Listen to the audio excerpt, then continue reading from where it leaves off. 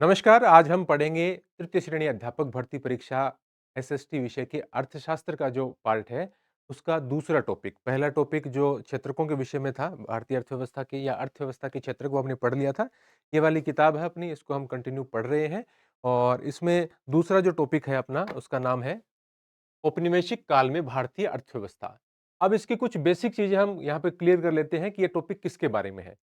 उपनिवेशिक काल में मतलब जब अंग्रेजों का भारत में शासन था, भारत अंग्रेजों का एक उपनिवेश था, एक कॉलोनी थी, उस समय भारत की अर्थव्यवस्था पर क्या प्रभाव पड़ा। अब इसके ऊपर, इस टॉपिक के ऊपर पूरी किताब लिखी जा सकती है, बहुत बड़ा टॉपिक है। लेकिन यहाँ पे हमें संतुलित रूप से और कुछ कम शब्दों में बातें समझते हुए और पूरे कालखंड की महत्वपूर्ण महत्वपूर्ण जो अर्थव्यवस्था पर प्रभाव है, उसकी चर्चा करते हुए 5-10 पेज में ये टॉपिक तैयार करना होता है, क्योंकि ऐसे तो कोई टॉपिक का कोई अंत नहीं होता। सिर्फ कि क्या इंपॉर्टेंट है, उसके आधार पर ही हम चलते हैं। तो इसके अंदर हम पढ़ते क्या हैं, क्या पढ़ना है, उसकी हम चर्चा कर लेते हैं। उसके बाद में हम इसको अपनी किताब के माध्यम से पढ़ेंगे। सबसे पहले हम जो आप ये बात जानते होंगे कि 1757 में जो 1757 में प्लासी का युद्ध हुआ।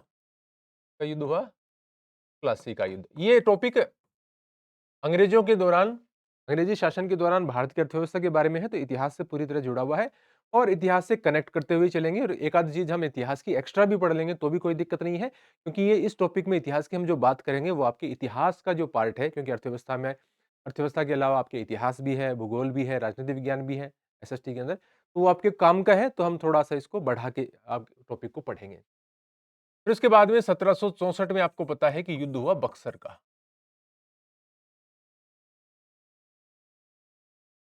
प्लासी का युद्ध अंग्रेजों और बंगाल का नवाब जो था सिराजुद्दौला, उसके मध्य हुआ। सिराजुद्दौला की हार हुई, मतलब उसके मीर जाफर वगैरह ने उसके साथ दगा कर दिया था। फिर 1764 में बक्सर का युद्ध हुआ। यहाँ पर न सिर्फ बंगाल का नवाब मीर कासिम था, बल्कि अवध का नवाब सुजाउद्दौला भी था और जो मुगल बादशाह था शाह आलम द्वितीय, वो भी था। तो इन तीनों की संयुक्त सेनाओं को फिर से अंग्रेजों ने हरा दिया। तो इसके कारण 1764 का जो युद्ध है वो और भी अधिक महत्वपूर्ण है और यहां से फिर अंग्रेजों के बंगाल पर एक तरीके से शासन की शुरुआत हो जाती है। हाँ, अभी उन्होंने द्वैध शासन अपनाया। द्वैध शासन किस लिए कि अभी उनके पास ऐसी व्यवस्था नहीं थी, वो सिर्फ उनकी पैसों पर ही नजर थी शुरू में। तो वो नियंत्रण तो उन्होंने सौंपे रखा बंगाल का नवाब को।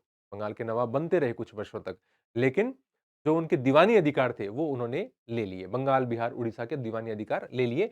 इसके लिए 1765 में इलाहाबाद की जो संधियां हुई, वैसे दो संधियां हैं, एक संधि भी पढ़ लेते हैं हम, लेकिन दो संधियां हैं। इलाहाबाद की संधि हुई, इलाहाबाद की संधि से बंगाल, बिहार, उड़ीसा के दीवानी अधिकार परिप्राप्त हुए। किसको? अंग्रेजों को। ये बात आपने इतिहास पढ़ी है तो आपको मालूम भी होगा। यानी अब राजस्व वगैरह इकट्ठा करना, जिसमें भू राजस्व भी शामिल है, वो सब अब अंग्रेजों के जिम्मे आ गया। और वैसे शासन प्रशासन नाम मात्र के लिए आप एक तरीके से कह सकते हैं कि बंगाल का नवाब संभालता रहेगा। अब ये इसको बोलते हैं द्वैध शासन। 1765 से 72 का काल है, वो द्वैध शासन का काल है। यानी डबल शासन चल रहा है, एक तरफ अंग्रेजों का और एक तरफ नवाब का, क्योंकि दीवानी अधिकार अंग्रेजों के पास है, बाकी नवाब के पास है। अब इस द्वैध शासन को 1772 में वारेन हेस्टिंग्स ने समाप्त कर दिया। फिर उन्होंने यहाँ पे जो सबसे बड़ा कमाई का स्रोत क्या है सरकार के लिए? भू राजस्व, क्योंकि जमीन से राजस्व प्राप्त होता था। कृषि ही सबसे बड़ा क्षेत्र है।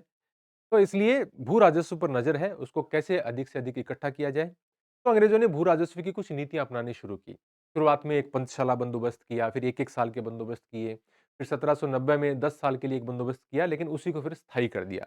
तो 1793 में जो स्थायी बंदोबस्त है, लॉर्ड कॉर्नवालिस के काल में स्थायी बंदोबस्त, या उसको इस्तमरारी बंदोबस्त कहते हैं, या उसको जमींदारी बंदोबस्त भी कहते हैं, उसका काम हुआ।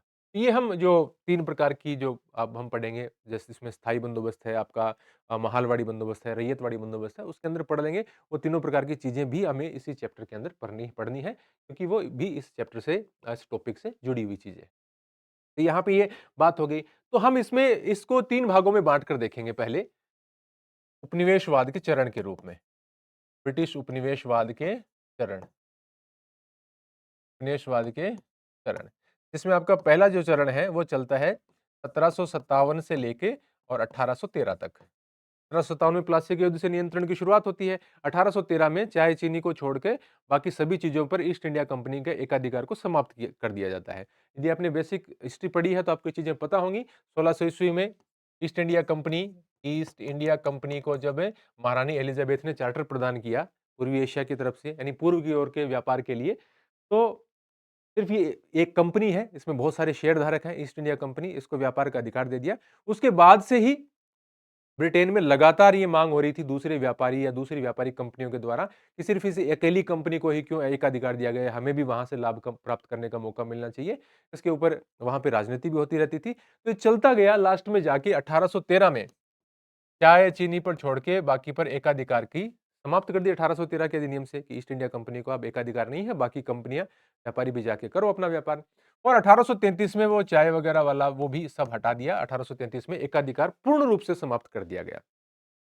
तो 1813 में जो एकाधिकार समाप्त करने की बात हुई, जो लागू हुआ, वहां से एक नया चरण शुरू हम मान लेते हैं। और दूसरा वाला जो चरण होगा वो आपका होगा 1813 से 1857 तक का।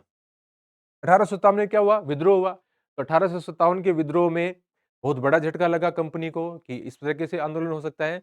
तो वहां पे चर्चा चली कि अब भारत का क्षेत्र इतना बड़ा कंपनी के अधीन हो चुका है कि अभी इसका शासन प्रशासन चलाना कंपनी के बस की बात नहीं है। तो 1858 का जो भारत शासन अधिनियम था, उसके माध्यम से ईस्ट इंडिया कंपनी से ये जो शासन है वो ब्रिटेन के क्राउन के पास चला गया। यानी जो राजा रानी होंगे अब वही भारत के कर्ता धर्ता होंगे। और इसीलिए आप देखते हैं कि पहले जिनको गवर्नर जनरल कहा जाता था, कंपनी के प्रमुख प्रतिनिधि जो भारत में होते थे, उसकी जगह अब पदनाम आपको देखने को मिलता है वायसराय का। लॉर्ड कैनिंग उस समय 1857 की क्रांति के समय अपने गवर्नर जनरल हुआ करते थे। तो अब उसका पदनाम हो गया वायसराय। वायसराय यानी ब्रिटेन के क्राउन का यहाँ पे प्रतिनिधि, राजा या रानी का प्रतिनिधि। तो गवर्नर जनरल को कहा जाने लगा वायसराय। और 1858 से एक नए चरण की शुरुआत हो गई। 1800, ये सब हम किताब में डिटेल से पढ़ेंगे, है ना? 1858 से लेके और ये भारत की आजादी तक का आपका ये चरण चलेगा। तो इन 3 चरणों के बारे में हम पढ़ेंगे। फिर अब जब अंग्रेज आए हैं तो भारत के कृषि क्षेत्र पर क्या प्रभाव पड़ा है?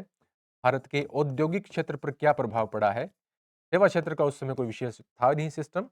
और भारत के विदेशी व्यापार पर क्या प्रभाव पड़ा है? इसके बारे में हम विस्तार से पढ़ेंगे किताब के अंदर। और अभी मैं पढ़ाऊंगा आपको लाइन टू लाइन सारी चीजें। इसके बाद में हम पढ़ेंगे, आप जानते ही हैं, धन निष्कासन। ठीक है? धन निष्कासन ये बहुत सबसे इंपॉर्टेंट टॉपिक है। सबसे ज्यादा प्रश्न आने की संभावना भी इस टॉपिक में इसी से रहती है। या तो भू राजस्व व्यवस्था से आए या फिर धन निष्कासन से आए, इसकी सर्वाधिक संभावना रहती है। जैसे ही नाम आता है धन निष्कासन का, धन निष्कासन,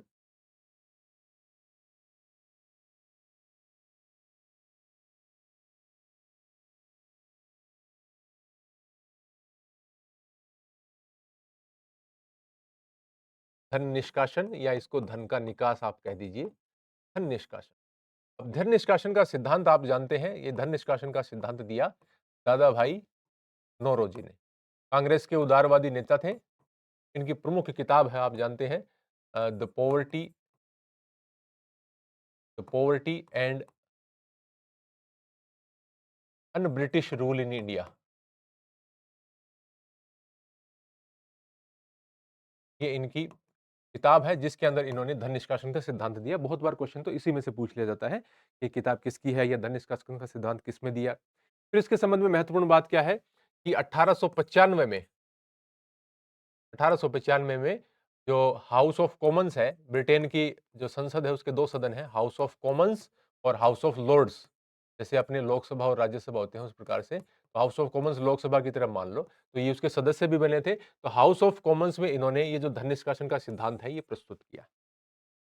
और 1896 का जो कलकत्ता का अधिवेशन हुआ था, 1896 कांग्रेस का कलकत्ता अधिवेशन, इसमें धन निष्कासन के सिद्धांत को कांग्रेस ने स्वीकार कर लिया था। इसकी अध्यक्षता एम रहीमतुल्ला सयानी ने की थी। तो एक आपके जो राष्ट्रीय आंदोलन है वो इतिहास के पार्ट में है। तो आपको ध्यान भी होने चाहिए क्योंकि भारतीय राष्ट्रीय कांग्रेस तो भारतीय राष्ट्रीय आंदोलन के बीच में पढ़नी पड़ेगी। तो उसके प्रमुख सम्मेलन भी आपको पता होने चाहिए। उन सम्मेलनों की अध्यक्षता किसने की, उनमें क्या-क्या मुख्य बदलाव हुए, पढ़े हुए हैं आपके? चलो मैं आपसे कुछ चीजें पूछता हूँ, लिखता हूँ यहाँ पे, आप बताना मेरे को आपको याद है कि नहीं है। जैसे दादा भाई नौरोजी ही खुद ही 3 बार कांग्रेस के अध्यक्ष रहे। बताओ कब-कब रहे? बताओ किस-किस को याद है? एक तो दूसरा आपका सम्मेलन है 1886 का, जिसमें मैं आपको क्रम से लिखवा देता हूँ एक बार। आपको पता है वैसे मैं 1885 में कांग्रेस की स्थापना हुई, पहला अधिवेशन हुआ और वो पहला अधिवेशन आपका कहाँ पे हुआ था? बम्बई में, जिसमें 72 प्रतिनिधियों ने भाग लिया था और बम्बई में वे इस अधिवेशन की अध्यक्षता की थी व्योमेश चंद्र बनर्जी ने।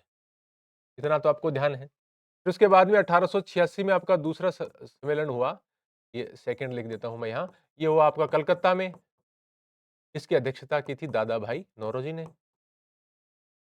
के अलावा भी दादा भाई नौरोजी ने 2 बार और की थी, वो भी आप ध्यान में रखना। फिर उसके बाद में दादा भाई ने 1881, 1893 और 1906 3 बार कांग्रेस की अध्यक्षता की थी, अब आप ध्यान में रखना। जवाहरलाल नेहरू ने भी 3 बार की थी। इस प्रकार से भी आपको थोड़ी-थोड़ी चीज़ें ध्यान में होनी चाहिए। फिर उसके बाद में 1887 में शुरू के 4 तो आपको पक्के ही याद रखने हैं, उसमें क्वेश्चन छुपे हुए हैं। जो आपका 3rd अधिवेशन हुआ, वो बम्बई, कलकत्ता अब हो गया मद्रास में और इसकी अध्यक्षता की बदरुद्दीन तैयब जी ने। बदरुद्दीन तैयब जी। अब यहाँ ध्यान रखिए, दादा भाई नौरोजी क्या हैं? पारसी हैं, तो पहले पारसी अध्यक्ष हो गए। बदरुद्दीन तैयब जी क्या हैं? पहले मुसलमान हैं, तो पहले मुस्लिम अध्यक्ष हो गए। इसी प्रकार से जब आप 1888 का अधिवेशन देखोगे, जो आपका चौथा अधिवेशन है, इसकी ये उत्तर भारत में हुआ इलाहाबाद में। तो यहाँ इसकी अध्यक्षता है वो जॉर्ज यूल ने की। जॉर्ज यूल ने की, ये पहले यूरोपियन अध्यक्ष थे। तो यहाँ क्वेश्चन छुपे हुए हैं सबके अंदर इतिहास के अंदर। क्योंकि इतिहास से जुड़ा हुआ टॉपिक है तो कुछ चर्चा कर लेते हैं। अब आप रिकॉल करो कि आपको ये चीज़ें याद है कि नहीं है? याद है तो अच्छी बात है, नहीं है तो आपको रिवाइज़ करने की आवश्यकता है। उसके अलावा भी आपको जो महत्वपूर्ण अधिवेशन हैं, वो याद होने चाहिए कि भी कौन-कौन से कांग्रेस के अधिवेशन हैं जो ज़्यादा इम्पोर्टेंट हैं। यदि आप इतिहास को ठीक से पढ़ोगे तो आपको खुद ही पता चल जाएगा कि ज़्यादा इम्पोर्टेंट कौन से हैं। जैसे कि मैं आपको बताऊँ कि 1907 का जो अधिवेशन है, 1907 जो कि सूरत में हुआ और उसकी अध्यक्षता की थी रास बिहारी घोष ने। एक ये भी ध्यान रखना रास बिहारी एक बोस है, एक घोष है। जो बोस हैं वो रास बिहारी बोस वो फिर आपके आजाद हिंद फौज से जुड़ने वाले वो हैं। ये रास बिहारी घोष हैं, अलग हैं बोस और घोष पता नहीं होता लोगों को। और यहाँ पर आपका मुख्य बात क्या हुई थी? कांग्रेस का नरम और गरम दल में विभाजन हो गया था। बहुत इंपॉर्टेंट अधिवेशन है आपका ये 1907 वाला सूरत का अधिवेशन। फिर और इंपॉर्टेंट आप बात करें तो 1917 का जो आपका अधिवेशन है, जिसमें जो कि वो आपका कलकत्ता के अंदर और इसमें एनी बेसेंट ने अध्यक्षता की थी। एनी बेसेंट, ये क्यों इंपॉर्टेंट है? फर्स्ट वुमन, कांग्रेस की पहली महिला अध्यक्ष, आयरिश महिला थी। होम रूल लीग की स्थापना इन्होंने और बाल गंगाधर तिलक ने की थी, वो भी आपको ध्यान में होना चाहिए। फिर उसके बाद में हम बात करें इंपॉर्टेंट कौन सा है? अ, मोतीलाल नेहरू के आप देख सकते हैं वो इंपॉर्टेंट मान सकते हैं। 13 अप्रैल 1919 को तो जलियांवाला बाग हत्याकांड हुआ था, आपको मालूम ही है। और ये जो 1919 का अमृतसर वाला अधिवेशन है, इसकी अध्यक्षता किसने की थी? मोतीलाल नेहरू ने। ठीक है? फिर मोतीलाल नेहरू एक बार और भी बनते हैं। जैसे जवाहरलाल नेहरू 1929 में बनते हैं, तो उससे जस्ट पहले 1928 में मोतीलाल नेहरू दोबारा भी बनते हैं। फिर 1924 का बहुत इंपॉर्टेंट है, याद रखो, बेलगांव में हुआ। मात्र एक बार गांधी जी ने सिर्फ एक बार कांग्रेस की अध्यक्षता की है, 1924 के बेलगाम अधिवेशन में। उसी साल जेल से छूटे थे। गांधी जी के जो चरण आपको याद में होंगे। पूरा मतलब हर चीज आपके दिमाग में कनेक्ट होनी चाहिए आपस में। गांधी जी का जन्म 1869 में हुआ, 93 में भी वो फिर अफ्रीका चले गए, 1915 में वापस आए, 1916 में फिर जो आपका बनारस हिंदू विश्वविद्यालय का उद्घाटन हो रहा था, वहां पहली बार सार्वजनिक उपस्थिति दी, भाषण दिया। उनके राजनीतिक गुरु गोपाल कृष्ण गोखले थे। 1917 में उन्होंने चंपारण किसान आंदोलन का नेतृत्व किया, क्योंकि चंपारण किसान आंदोलन की जो प्रथा है वो इसी टॉपिक से जुड़ी हुई है। ब्रिटिश शासन व्यवस्था का प्रभाव ही तो है कि जबरदस्ती नील की खेती करवाई जा रही है। तो ऐसी चीजें कनेक्टेड है। 1918 के अंदर अहमदाबाद मिल मजदूर आंदोलन हुआ, उसके अंदर वो उनकी समर्थन करने के लिए चले गए। फिर खेड़ा में किसान आंदोलन हुआ, उसमें गांधी जी समर्थन करने के लिए चले गए। 1919 में रोलेट एक्ट वाला मुद्दा आ गया, उसको लेकर फिर दंगे हुए और पंजाब में फिर जलियांवाला बाग हत्याकांड हुआ और 1919 में अमृतसर में जो अधिवेशन हुआ उसकी अध्यक्षता किसने की? मोतीलाल नेहरू ने। इस प्रकार से आप चीजों को जोड़ के देखें। फिर 1920 में आपका खिलाफत आंदोलन है और 1 अगस्त 1920 को खिलाफत आंदोलन को साथ में लेकर ही गांधी जी ने असहयोग आंदोलन शुरू कर दिया। 4 फरवरी 1922 को जो चौरी चौरा की घटना हुई, पुलिसकर्मियों को जिंदा जलाया गया, उसके बाद में असहयोग आंदोलन समाप्त हो गया। गांधी जी गिरफ्तार कर लिए गए। गिरफ्तार हुए तो जो जस्टिस ब्रूमफील्ड थे उन्होंने कहा था कि वो आपके एनसीईआरटी में कथन भी दे रखा है कि आपकी जो आप मतलब बहुत ही आपके विरोधी भी आपका सम्मान करते हैं, वो सारी चीज़ें हैं, लेकिन कानून के अनुसार मुझे आपको 6 साल की सज़ा देनी होगी। यदि सरकार इसको कम करती है या आपको माफ़ करती है, तो मुझे भी बहुत खुशी होगी। तो 1922 में गांधी जी जेल चले गए और 1924 में उनको रिहा कर दिया गया, फरवरी-मार्च का समय होगा और 1924 में ही गांधी जी ने फिर अधिवेशन बेलगाम अधिवेशन की अध्यक्षता की। अब ये शायद अर्थव्यवस्था से हम ज़्यादा इतिहास की ओर चले गए। तो यहाँ देखिए ये ध्यान में रखो, अब मैं बता ही देता हूँ मुख्य-मुख्य आपको। 1925 का अधिवेशन हुआ आपका कानपुर में, वेरी इंपॉर्टेंट क्योंकि इसकी जो अध्यक्षता की थी वो सरोजिनी नायडू ने की थी और सरोजिनी नायडू पहली कांग्रेस की पहली भारतीय महिला अध्यक्ष हो गई। फिर आज़ाद भारत में भारत पहली राज्यपाल भी महिला राज्यपाल भी बनी है। फिर 1928 का आप याद रखो, 1928 का जो कलकत्ता में अधिवेशन हुआ, उसकी अध्यक्षता मोतीलाल नेहरू ने की। 1929 का ये तो सबसे इंपॉर्टेंट अधिवेशन मैं मानूंगा, 1929 का अधिवेशन है वो लाहौर में हुआ। लाहौर रावी नदी के तट पर बसा हुआ है, तो लाहौर में हुआ। यहाँ पे देखो इसको आपको पूरा ध्यान में रखना है इतिहास की दृष्टि से भी। इसकी अध्यक्षता तो जवाहरलाल नेहरू ने की ही थी, खैर वो बात तो है ही, जवाहरलाल नेहरू, लेकिन इसी में आपका पूर्ण स्वराज का प्रस्ताव पारित हुआ। ये चीज तो आपको जरूर ध्यान में होनी चाहिए। 1929 के अधिवेशन में पूर्ण स्वराज का प्रस्ताव पारित हुआ और उसमें यह तय किया गया कि जनवरी का जो अंतिम रविवार है उस समय हम पूर्ण स्वराज दिवस यानी स्वतंत्रता दिवस के रूप में मनाएंगे, देश का झंडा फहराएंगे। और जनवरी का अंतिम रविवार है, 1929 के दिसंबर में सम्मेलन हो रहा है, अगला ही महीना यानी अगले साल 1930 का पहला ही महीना है जनवरी, तो 26 जनवरी को रविवार था, तो 26 जनवरी 1930 को लाहौर में रावी नदी के तट पर लाहौर बसा हुआ है, तो रावी नदी के तट पर उन्होंने भारत का झंडा फहराया और पूर्ण स्वराज दिवस या पूर्ण स्वतंत्रता दिवस मनाया। और कांग्रेस के अध्यक्ष कौन थे? जवाहरलाल नेहरू थे उस समय। तो स्वतंत्रता दिवस मनाने की उस समय से शुरुआत हुई। ये बात देखो मैं क्यों समझा रहा हूं आपको। आप जब बार-बार पढ़ते हैं चीज़ों को, हर सब्जेक्ट को पढ़ते हैं तो आपकी चीज़ें आपस में कनेक्ट हो जाती हैं। जब आप भारत का संविधान पढ़ोगे, आपको यहीं से बता देता हूं मैं आपको, आपकी राजनीति के अंदर भारत का संविधान निर्माण की प्रक्रिया आपके है। तो भारत का संविधान 9 दिसंबर, 11 दिसंबर, 13 दिसंबर जो उद्देश्य प्रस्ताव वाली वो अध्यक्ष कब बने, वो सारी डेट आपको ध्यान में होनी चाहिए। उसके अंदर फिर आप क्या देखते हैं कि भारत का संविधान है, वो 26 नवंबर 1949 को बनकर तैयार हो गया, लेकिन लागू नहीं किया गया। कुछ ही प्रावधान उसके लागू हुए। क्यों? क्योंकि ये जो 26 जनवरी 1930 को पूर्ण स्वतंत्रता दिवस मनाया गया था या पूर्ण स्वराज दिवस या स्वतंत्रता दिवस मनाया गया था, इसकी याद को बनाए रखने के लिए भारत का संविधान है वो 26 जनवरी 1950 को लागू किया गया था। क्योंकि पहले कई वर्षों से हर साल से 26 जनवरी 1930 के समय से ही 26 जनवरी को भारत का स्वतंत्रता दिवस या स्वराज दिवस मनाया जाता था। तो उसकी याद बनाए रखने के लिए भारत के संविधान को डिले करके थोड़ा बाद में लागू किया गया 26 जनवरी 1950 को। तो ऐसी चीजें आपस में कनेक्ट होती रहती है। तो आपको याद रखना है। 1929 के बाद में आप क्या याद रखोगे कि जवाहरलाल नेहरू ही फिर कब बने? देखो एक तो अप्रैल 1936 के अंदर जो अधिवेशन हुआ और लखनऊ में, जिसमें समाजवाद को कांग्रेस का लक्ष्य बनाया गया था, उसकी अध्यक्षता जवाहरलाल नेहरू ने की। फिर उसके बाद में इसी साल दिसंबर के महीने में फैजपुर में अधिवेशन हुआ।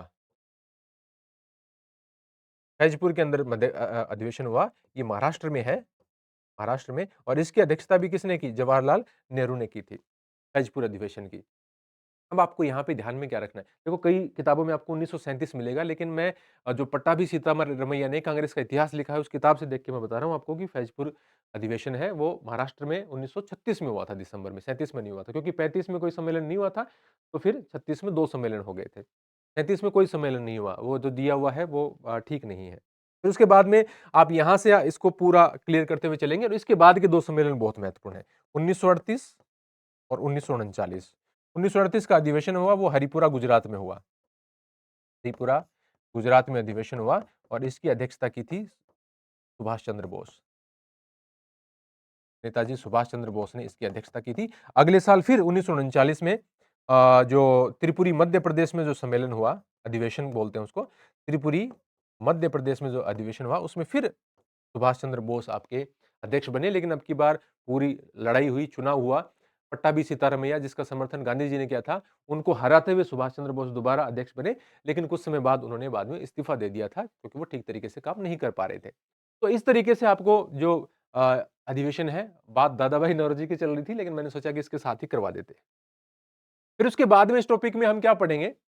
आप हम धन निष्कासन का पूरा पढ़ेंगे, दादाभाई नौरोजी ने क्या बताया, किस प्रकार से उन्होंने ₹20 प्रति व्यक्ति आय बताई 1867-68 में अपनी किताब लिखी, उनकी जो किताबें हैं या फिर जो कुछ और प्रमुख किताबें हैं, एम विश्वेश्वरैया की हो या एमजी रानाडे की हो, लाला लाजपत राय की हो, इस प्रकार की जो किताबें हैं उनके बारे में, उनकी किताबों का हम चर्चा करेंगे। फिर उसके बाद में आपकी जो 3 राजस्व व्यवस्थाएँ हैं, कौन-कौन सी? एक तो आपकी राजस्व व्यवस्था होगी स्थायी बंदोबस्त, को आप स्थायी कह दो, इस्तमरारी कह दो या उसको जमींदारी कह दो। ये भू राजस्व व्यवस्था, ठीक है? फिर उसकी आपकी जो दूसरी भू राजस्व व्यवस्था है, वो आपकी हो गई एक रैयतवाड़ी एक पहले रैयतवाड़ी आती है, रैयतवाड़ी, भू राजस्व व्यवस्था और तीसरी आपकी जो है, वो आपकी महालवाड़ी। इनके नाम से ही प्रसिद्ध है, नाम से ही पता चल जाता है, स्थायी यानी हमेशा के लिए स्थायी बंदोबस्त है यानी हमेशा के लिए भू राजस्व की दरें तय कर दी गई थी कि इसको बदलेंगे नहीं। तो शुरुआत में ज़्यादा रखी गई थी और ज़मींदारी नाम से आपको है कि ज़मींदारों को दिया गया था। आपने यदि पढ़ा होगा तो आपको पता होगा, नीलामी की गई थी। 50 गाँव, 70 गाँव, 150 गाँव, 400 गाँव इस प्रकार से वो कि इसकी नीलामी करते हैं कि कौन इससे राजस्व इकट्ठा करेगा। तो ज़मींदार नीलामी में हिस्सा लेते थे, जो नीलामी में सबसे ज़्यादा बोली लगाता था उसको उस इलाके की जो टैक्स इकट्ठा करने का सिस्टम है वो दे दिया जाता था। तो यहाँ इसके अंदर क्या था, ये जो आपको पार्ट है आपको याद होना चाहिए 1793 में लॉर्ड कॉर्नवालिस बंगाल का गवर्नर जनरल हुआ करता था, कॉर्नवालिस उसके काल में लागू हुई। ये वाली जो है आपकी 1792 में सबसे पहले एलेक्जेंडर एलेक्जेंडर रीड ने किसकी सहायता से, थॉमस मुनरो, इसका जनक थॉमस मुनरो को कहा जाता है। थॉमस मुनरो की सहायता से या उसके सुझाव से 12 महल मद्रास क्षेत्र में पड़ता था, मद्रास प्रांत था, बम्बई एक प्रांत था, बंगाल एक प्रांत था। ये 1792 में लागू की, में इसको पहली बार शुरू किया, ठीक है? और थॉमस मुनरो याद रखना, इसको क्या कहा जाता है, ये जो रैयतवाड़ी भू राजस्व व्यवस्था है, इसका जनक कहा जाता है। रैयत का मतलब होता है किसान, यानी सीधी-सी बात है कि यहाँ समझौता किसके साथ किया गया है? किसान के साथ किया गया है। प्रत्येक किसान के साथ समझौता किया गया है। उसकी जितनी ज़मीन है, उस वहाँ सिंचाई होती है, नहीं है, ज़मीन अच्छी है, नहीं है, उसको देखते हुए प्रत्येक किसान का टैक्स तय किया गया, भू राजस्व तय किया गया और उसको इकट्ठा किया गया। फिर 1820 के दशक में ये बम्बई दक्कन के इलाकों में लागू हुई। 1820 के दशक में बम्बई दक्कन दक्कन का पठार आप जानते होंगे, दक्कन के इलाके में ये लागू की गई। ये जो तीसरी वाली है आपकी, इसको जो कॉलिन मैकेंजी थे, मैकेंजी, ये किताब में पढ़ेंगे तो सारी चीज़ें आ जाएँगी। मैकेंजी ने 1822 में इसको लागू किया और फिर उसके बाद में ये किस इलाके में लागू हुई थी? अवध में और अवध के अलावा जो आपका आगरा प्रांत है, इसके अलावा दक्षिणी भारत के कुछ भाग, दक्षिण भारत के कुछ भाग, मध्य प्रांत, मध्य प्रांत आपका मध्य प्रदेश के आसपास वाला इलाका हो गया पूरा। इसके अलावा पंजाब के कुछ जिले, पंजाब के कुछ जिलों में लागू हुआ। अब देखो, ये ब्रिटिश भारत के 19% भूभाग पर लागू हुई। ये लागू कहाँ हुई थी इसको नहीं बताया क्या मैंने? ये आपके लागू हुई बंगाल में, बिहार में, उड़ीसा में, इसके अलावा आपके उत्तरी कर्नाटक में, इसके अलावा ये आपके लागू हुई बनारस और गाजीपुर में। बनारस, गाजीपुर, ठीक है? यहाँ लागू हुई। ये 19% भूभाग पर लागू हुई। ये ब्रिटिश भारत के लगभग 30% भूभाग पर लागू हुई। ये लगभग 51% भूभाग पर लागू हुई। यह इसको कम ज़्यादा भी दे देते हैं, लेकिन अपनी जो आज़ादी के बाद का स्वर्णिम भारत किताब है, जो चलती है स्कूलों में, उसके अंदर आपके ऐसे ही दे रखा है। फिर उसके बाद में बात करें, तो यहाँ तो किसके साथ होती थी? देखो, इसमें एक चीज़ आप और याद रखना, सिर्फ़ इसी में बताया गया कि जो ज़मींदार हैं, उसको तो मिलता था 1/11 भाग या इसको आप कह सकते हैं लगभग 11% और जो कंपनी है, वो राजस्व का हिस्सा लेती थी 89%। या इसको लगभग आप 10/11 भाग कह सकते हैं। क्योंकि ज़मींदार इकट्ठा करके देता था यहाँ पे, तो ज़मींदार को भी उसका 1/11 भाग यानी लगभग 11% जो हिस्सा है, वो मिला करता था। इसकी सारी डिटेल हम पढ़ लेंगे अभी। यहाँ समझौता आपको पता है कि ज़मींदार के साथ नहीं होता था, डायरेक्ट किसान के साथ होता था और यहाँ ये जो महालवाड़ी व्यवस्था है, नाम से समझिए, महाल का मतलब है ग्राम समुदाय। एक पूरे गाँव की पूरी भूमि को महाल मान लिया और पूरे गाँव का टैक्स तय कर दिया और पूरे गाँव की, उस गाँव की ग्राम सभा की, उसके मुखिया की ज़िम्मेदारी हो गई कि वो अपने गाँव के पूरे गाँव की टैक्स इकट्ठा करके देंगे। यानी वो सामूहिक ज़िम्मेदारी होगी पूरे गाँव की, उस गाँव का टैक्स इकट्ठा करने की, यानी एक महाल का। इसमें क्या था? जमींदार के पास तो 400 तक भी गाँव होते थे, 50 भी होते थे, 30 भी होते थे, 35 भी होते थे, 80 भी होते थे, 150 भी होते थे, बड़ी से बड़ी जमींदारी लगभग 400 गाँव की भी हो सकती थी। तो वहाँ वो सबसे इकट्ठा करते थे। यहाँ सिर्फ किसान से, डायरेक्ट किसान से लिया जाता है, पर्टिकुलर एक-एक किसान के साथ समझौता है और यहाँ पर महालवाड़ी में ग्राम समुदाय को एक महाल मानकर और उससे टैक्स इकट्ठा किया जाता है महालवाड़ी में। तो यहाँ ये जो इसमें जो टैक्स का आपका जो सिस्टम है, तो ये आपके जो ग्राम सभा है उससे लिया जाता था और ये लगभग-लगभग इसके अंदर 66% या 2/3 भाग के करीब टैक्स आपसे लिया जाता था और इसमें कुछ और नाम जैसे आपके मार्टिन बर्ड आ जाएगा, वो आपको याद रखना है। मार्टिन बर्ड क्या था? उत्तर भारत में भू राजस्व व्यवस्था का जनक कहा जाता है मार्टिन बर्ड को। बहुत इंपॉर्टेंट क्वेश्चन है ये वाला भी और इसकी जो भी चीज़ें आएँगी ये हमेशा के लिए तय किया गया था। इसमें आपको पढ़ने को मिल जाएगा ये 30 वर्षों के लिए इसमें किया गया था। 1820 के दशक में बम्बई दक्कन में जब लागू हुआ, तो ये 30 वर्षों के लागू हुआ था क्योंकि स्थायी बंदोबस्त वाली व्यवस्था है, वो बाद में अंग्रेज़ों को लगा कि ये तो हमारे लिए ज़्यादा फ़ायदेमंद नहीं रहेगी। आगे के काल में जब फसलों की कीमतें बढ़ेंगी, तो उसका हमें अधिक लाभ नहीं मिलेगा। तो इस तरह की कुछ बातों के साथ में फिर किसानों के साथ में और क्या-क्या थी, जैसे तिनकटिया प्रथा है, ददनी प्रथा है, कम्योटी प्रथा है ना? उसके लिए बाद में फिर एक नील आयोग बनाया गया, उसकी हम बात करेंगे। ब्रिटिश शासन के अंदर रेलवे का विकास किस प्रकार से हुआ। तो इस प्रकार की तमाम बातें या जो उसके कारण उनकी जो व्यवस्थाएँ थी उसके कारण अकाल का प्रकोप प्रकोप बढ़ा, अकाल आयोग बनाए गए और कुछ अन्य जो छोटी-मोटी बातें हैं वो सारी बातें इस चैप्टर के अंदर हम पढ़ेंगे। तो अभी हमने चैप्टर शुरू नहीं किया है। मैं सिर्फ ये बताना चाहता था कि हमको इसके अंदर पढ़ना क्या है। कोई अंत नहीं है इस चैप्टर का, लेकिन फिर भी हम यहाँ बात कर लेते हैं कि हम इसके अंदर क्या-क्या हम पढ़ें जिससे हमें परीक्षा के अंदर प्रश्न मिल जाएँ। यहाँ हम इसकी बात कर लेते हैं, इसको मैं बंद कर देता हूँ अभी, को नो करके और यहाँ अभी हम बात कर लेते हैं, मार्क करने के लिए मैं निकाल लेता हूँ चीज़ें, चैप्टर को पढ़ेंगे फिर हम। हुँ, हाँ, तो ये अपना चैप्टर है औपनिवेशिक काल में भारतीय अर्थव्यवस्था।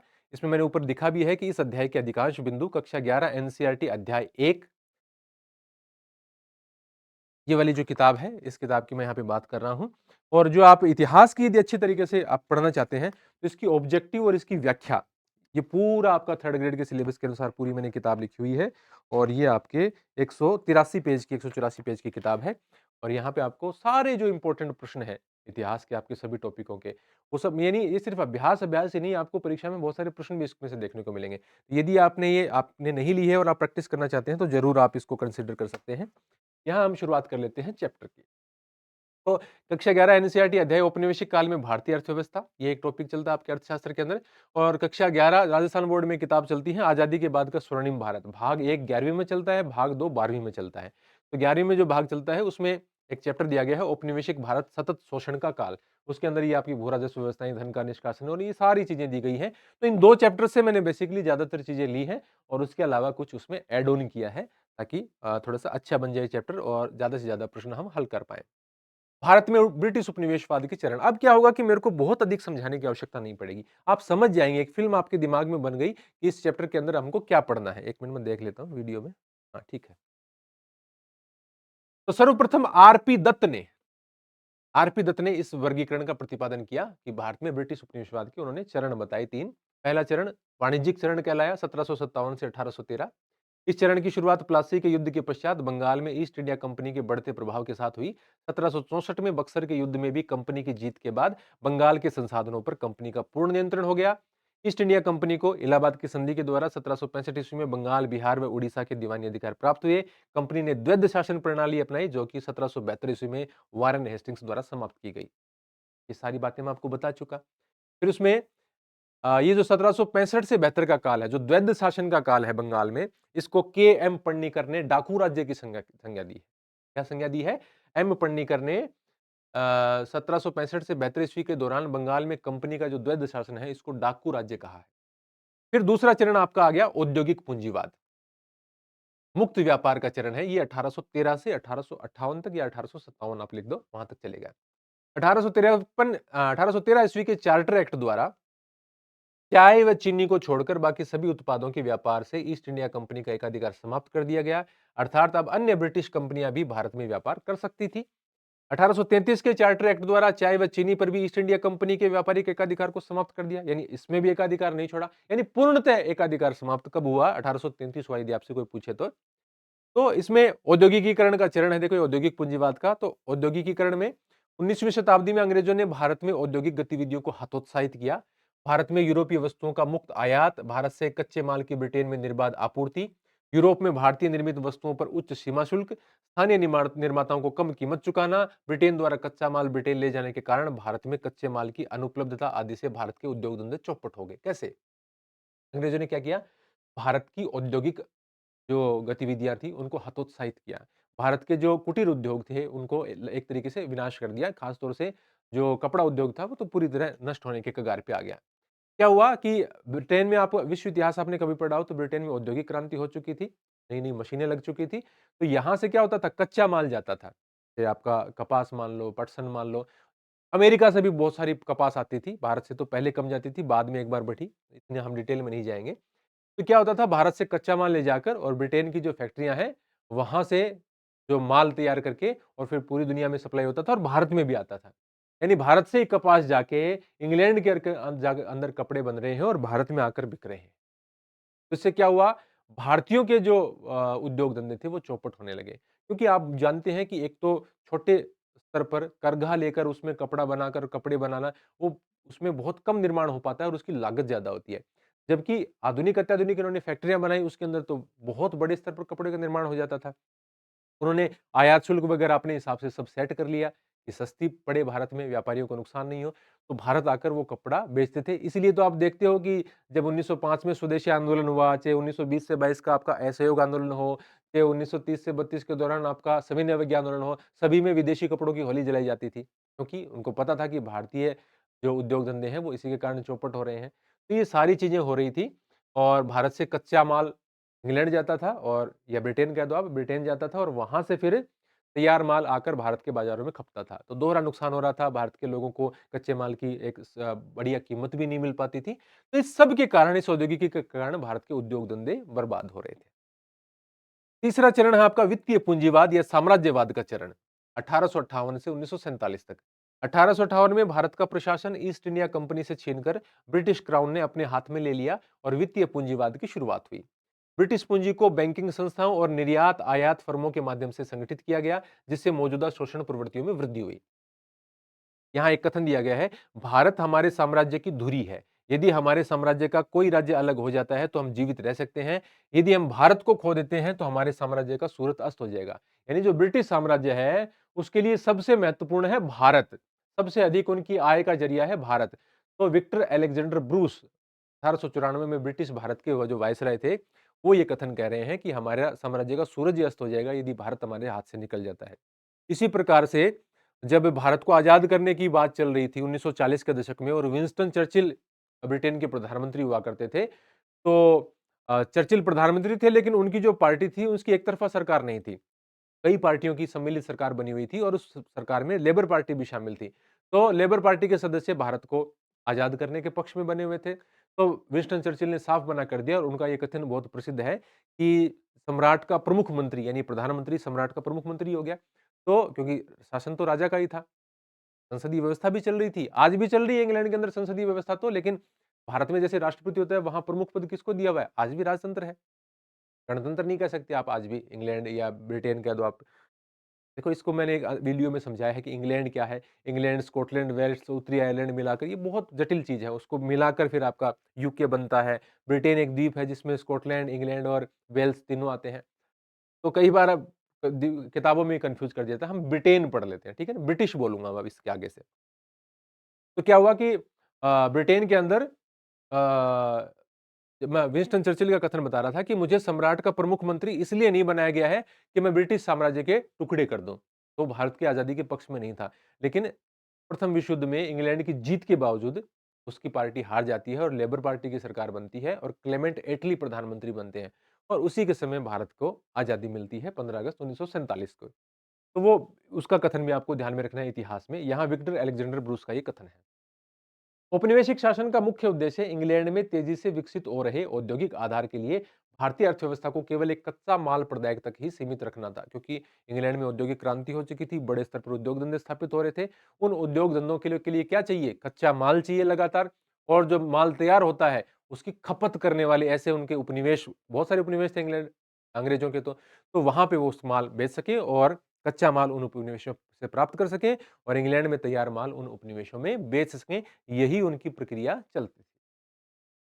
औपनिवेशिक शासन के अंतर्गत निम्न स्तरीय आर्थिक विकास अंग्रेजी शासन की स्थापना से पूर्व भारत की अपनी स्वतंत्र अर्थव्यवस्था थी। यद्यपि जन सामान्य की आजीविका और सरकार की आय का प्रमुख स्रोत कृषि था, सरकार को भी सबसे ज्यादा आय भू राजस्व से हो रही है। फिर भी देश की अर्थव्यवस्था में विभिन्न प्रकार की विनिर्माण गतिविधियां हो रही थी। बहुत सारी मैन्युफैक्चरिंग हो रही थी, कपड़े भी बन रहे थे, जूते भी बन रहे थे, हीरे मोती का भी चीज चल रही थी। सूती व रेशमी वस्त्रों, धातु आधारित तथा बहुमूल्य मणिरत्न आदि से जुड़ी शिल्प कलाओं के उत्कृष्ट केंद्र के रूप में भारत विश्व भर में सुविख्यात हो चुका था।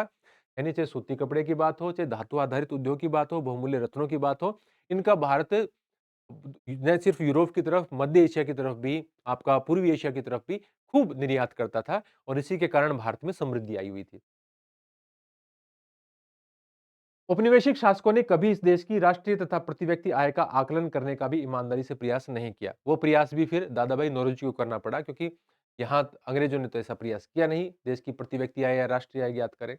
कुछ लोगों ने निजी स्तर पर आकलन किए, पर उनके अनुमानों से विसंगतियां और आपसी मतभेद भी रहे हैं। इन आकलनकर्ताओं में Dadabhai Naoroji, William Digby, Findlay Shirras, doctor V Rao तथा आर सी देसाई प्रमुख हैं। औपनिवेशिक काल के दौरान जो डॉक्टर राव द्वारा जो लगाए गए अनुमान हैं, वो बहुत महत्वपूर्ण माने जाते हैं। फिर भी सभी अध्ययनकर्ता एक बात पर सहमत रहे हैं कि 20वीं शताब्दी के पूर्वार्ध में भारत की राष्ट्रीय आय की समृद्धि दर 2% से कम ही रही है तथा प्रति व्यक्ति उत्पाद वृद्धि दर तो मात्र आधा प्रतिशत ही रही है। यानी भारत की जो राष्ट्रीय आय है, उसकी वृद्धि दर है वो 2% से कम रही है उस काल के दौरान। ऐसा लगभग सभी का मानना है कि 2% से ज्यादा तो बिल्कुल भी नहीं थी और 2% की ग्रोथ बहुत कम होती है। बंगाल का सूती वस्त्र उद्योग। मलमल एक विशेष प्रकार का सूती कपड़ा है। इसका मूल निर्माण क्षेत्र बंगाल, विशेषकर ढाका के आसपास का क्षेत्र रहा है। ये चीज आप जानते ही हो कि ढाका अब बांग्लादेश की राजधानी है। भारत का विभाजन नहीं हुआ था, तब तक बांग्लादेश भारत का एक हिस्सा था और फिर जब भारत और पाकिस्तान का विभाजन हो गया, तो बांग्लादेश एक तरीके से पूर्वी पाकिस्तान था और 1971 में बांग्लादेश का निर्माण हो गया पूर्वी पाकिस्तान से। ये तो बेसिक नॉलेज है। ढाका के मलमल ने उत्कृष्ट कोटि के सूती वस्त्र के रूप में विश्व भर में बहुत ख्याति अर्जित की थी। काफी प्रसिद्ध था ढाका का मलमल। यह बहुत ही महीन कपड़ा होता था। विदेशी यात्री इसे शाही मलमल या मलमल खास भी कहते थे। इसका आशय यही था कि वे इस कपड़े को शाही परिवारों के उपयोग के योग्य माना जाता था।